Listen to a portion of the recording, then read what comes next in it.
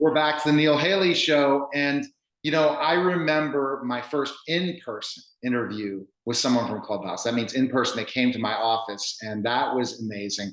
And reminiscing about Clubhouse and all the different things. And two of the people that really resonated with me was this $1 million room, how to run $1 million business. And these two built it to this huge level. They were intense in this, and we all are moving on to so many other new ventures because as entrepreneurs, we have to constantly pivot and change direction at times and monitor and adjust. And my guests today are Dan Robbins and Kate Hancock, and they're going to talk about Web 3.0. Guys, thanks for coming by. And again, this power couple on Clubhouse. How are you guys doing? And thanks for coming on the show. Neil, honored to be here. We're excited. Like I were just talking earlier. I remember your background red. Yeah, I did red, different colors. I would change it up all the time, and I had the podcasting mic because you want to be noticed, and then specifically next thing is your bio. And that's all about brand. And in Clubhouse, you would jump in a room in which I called room surfing. And then they read your bio, and if they like what you have to say, they mod you. And that's the process of meeting a lot of amazing people. I hope to get back to some of that, meeting some of them, just because things have just blown up crazy for where I'm moving forward and all that stuff. And the same thing for you guys as well. So Dan and Kate, we're going to talk about Web 3.0. I got a little bit of a kind of understanding it, but not to the level that my audience, sure as heck, I'm sure, some of them might know it, but kind of define, Dan, Web 3.0. What is that?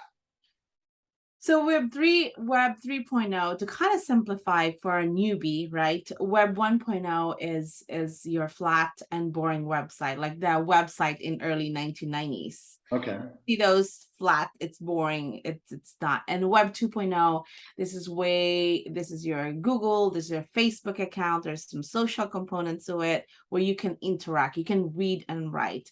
And as we are heading to Web 3.0 or the Metaverse, this is way immersive. So it's you in the internet in a form of avatar, Neil, where you can play, transact, and do business. That's to simplify the metaverse. So it's a conversion of a physical and digital world, creating experiences, and you can do business as well.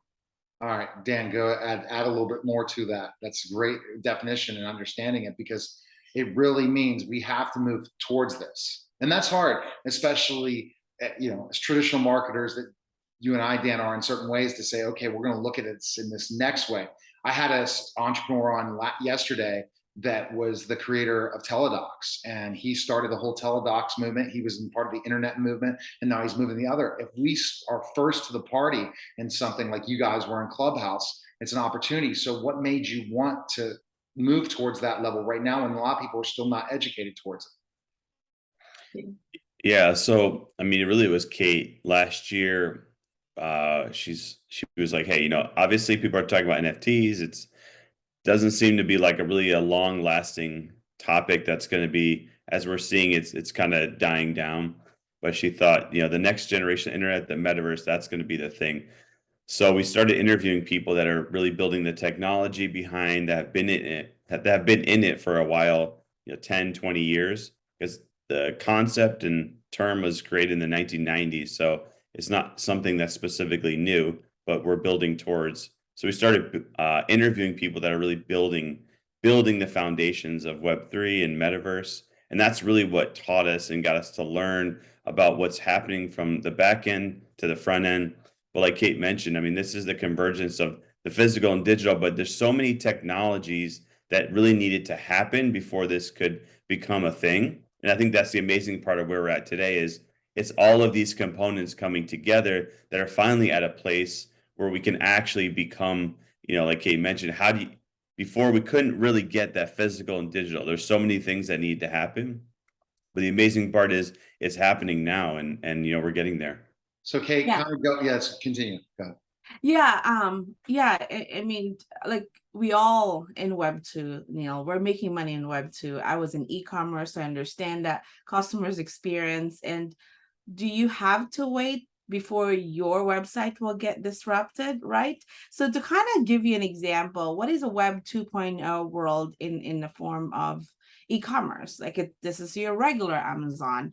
You click, shop, everything gets shipped to your home.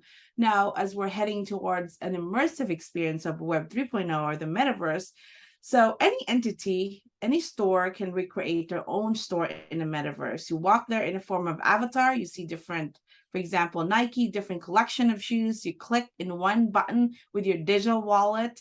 A salesperson come in a form of avatar, can tell you a different collection history of the shoes. So it's really immersive and comes to storytelling. And for e-commerce people that are building site, this is going to change the whole landscape of how you build things and how you story tell. So as an entrepreneur, I mean, I made money in Web 2. What I really love about Web 3.0 or the metaverse, Neil, is it's the whole concept of decentralization, meaning no big entity. That's what we're helping control your data. You as a consumer, you can sell your data whenever you want to. So you have control of your own data. So that's what I'm excited about. And the whole, it's for everyone to thrive. It is really low barrier to entry to people around the world. So that's what we're hoping for. So, and is that more of the process that what are we not going to have to rely on anymore, Dan, in Web 3.0 that we did in Web 2.0? Yeah, I mean, the hope, like Kate said, is that, you don't have to input all your data, your information, because you have digital wallets. You don't have to be identified necessarily by your name, by where you live, by who you are. You can have that information there. So, I mean, that is all the hope. And also the ability to possibly, this whole creators economy where there's no boundaries in terms of you can make money off of the things that you create versus right now. I think we all know giants like most social media companies, they own your information and they make money off of your information. I was laughing the other day, they made some changes to some of their updates and it said they don't sell your data. Well, obviously they sell your data in the form of advertising, but you don't make money. So you create all this great content and you don't really make money on it. They pay you like a few dollars for millions of views on a reel. In the future, though, the hope is that it's the opposite way. So as you create content, they have to pay you for that. And that's why this whole creators economy is starting to boom and people are really excited for it. And hopefully, there'll be some positive things. So the big giants, Kate, can slowly be back to, we're going to change. It's going to change now. That's the hope, right? Well, that's the hope, but we all know the big giant got more money, so they still get ahead, right?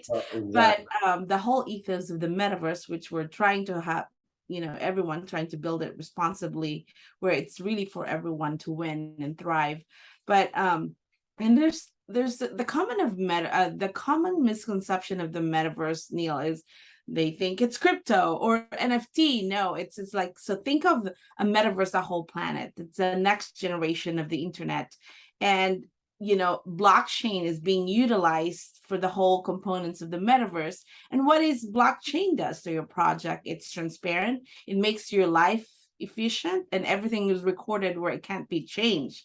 And so inside of that planet, that you have the NFT games, you have the XR, VR, AR, and that whole thing. So that's the whole planet of the metaverse or Web 3.0. So I'm now already going to educate myself more from what I've heard so far. So Dan, give me a specific example of somebody that you've worked with or have seen that are using the metaverse right now, because not many companies are doing that or businesses. Yeah, I mean, I don't think there's a huge amount of use cases because it's like something that's being built in the moment. It's not necessarily here, but I can tell you from a gaming standpoint, if we were to look at who's the most advanced companies, gaming has really been in this virtual space, this tokenized economies, creating economies within a game where people are spending millions and millions of dollars, sometimes on a daily or weekly basis, depending on what platform, like Roblox, and there's many others like that. I'm familiar with Roblox because my kids play it. And exactly, it's really cool. It's not. I like it. I like it so much better than Minecraft because it seems real. You have jobs, you have this specific things, you can earn money, all those different things, and you can live in this world in a community with other people. So that's a good example of a gaming Roblox. What the rest of everything's going to become. Wow.